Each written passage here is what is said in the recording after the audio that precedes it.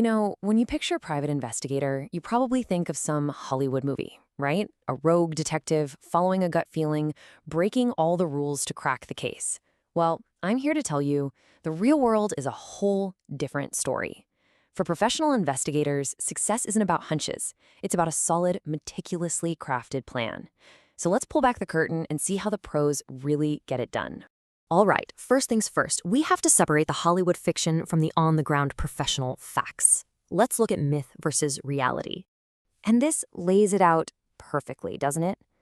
The TV detective runs on pure instinct, follows a wild hunch. But the professional? Nope. They run on a plan. They follow the evidence wherever it leads, and most importantly, they mitigate risk. It's a complete shift from chaos to control. And here's the bottom line. In this line of work, with all the legal and even physical risks involved, just winging it isn't just unprofessional. It's literally a recipe for disaster. It can get your evidence thrown out of court, it can blow your entire case, or worse, it could get someone seriously hurt. That's why, in the real world, a plan is absolutely non-negotiable. So, if winging it is the problem, what's the solution? Well, it's the investigative plan.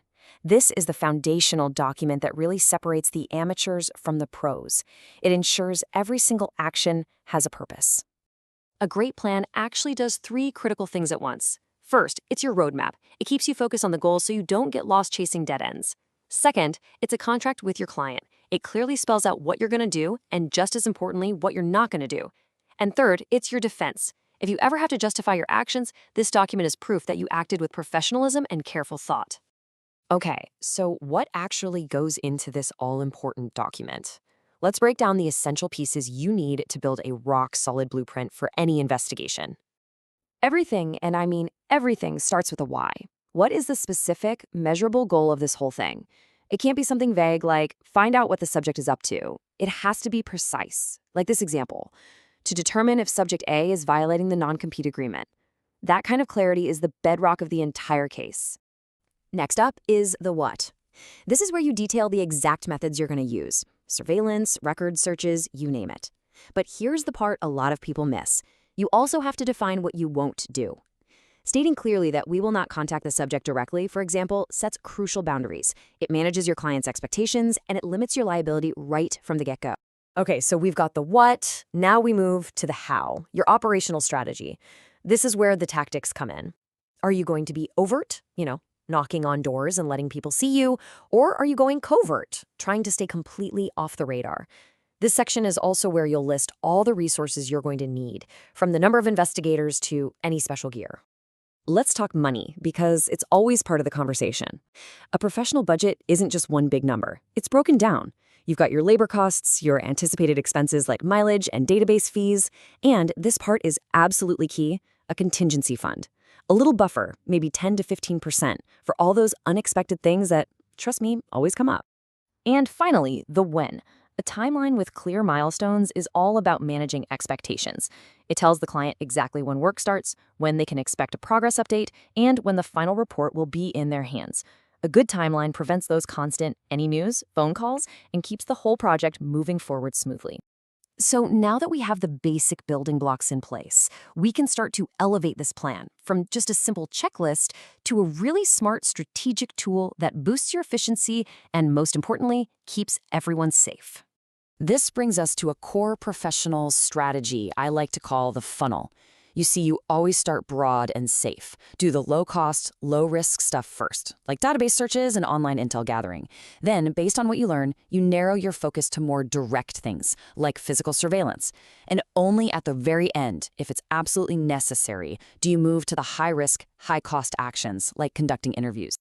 This right here is the golden rule. You always exhaust the cheapest and safest options first. It just makes sense, right? You don't jump straight into an expensive, high-stakes undercover op if a simple background check could have given you the answer you needed. It's all about being both effective and efficient. A perfect plan sounds great on paper, but we all know the real world is messy. So a true professional doesn't just hope for the best, they actively plan for the worst. What happens when things go sideways? This means you have to do a risk assessment before you even set foot in the field. Is the person you're investigating known to be violent? Is the location dangerous? What about legal risks, like accidentally trespassing? And then there's the big operational one. What's the game plan if your target spots you? And that's where abort criteria become absolutely essential. These are your predefined, non-negotiable rules for when you pull the plug on an operation. It's not a snap judgment you make in the heat of the moment. It's a protocol you decided on beforehand to protect yourself, your team, and the case itself. And look, this isn't just a good idea, it's a professional standard. The guideline from ASIS, a global security organization, is crystal clear. If the subject spots the investigator, surveillance ends. Immediately. No second chances, no trying to salvage it. The entire investigation is what's at stake. So, you've built the perfect plan. It's strategic, it's safe, it's thorough. But there is one last crucial step that takes it from being just a document and turns it into a powerful tool of protection. Getting that plan signed by the client is everything. Honestly, think of it as your scope creep shield. What's scope creep? It's when a client starts asking for little extra things that weren't part of the original deal, slowly expanding the project way beyond what you budgeted for. And this signed plan gives you the perfect professional way to handle it. When the client says, hey, while you're at it, can you also look into this other thing? You don't have to argue. You just point back to the plan and say, that wasn't in the approved scope of work, but we can definitely add it with a change order. It's firm, it's fair, and it keeps everything on track. Ultimately, that client's signature transforms your plan from just a blueprint into a binding agreement. It protects you from unreasonable demands, and it protects the client by making sure they know exactly what they're paying for. It creates total clarity and trust, which is what you want for everyone involved. Which brings us to the final question. After seeing how a plan serves as a roadmap, a contract, a defense, and a shield, you really have to ask yourself, is this thing just annoying administrative paperwork? Or is it maybe the single most powerful tool a professional investigator has to guarantee a successful, ethical, and safe outcome? I think you know the answer.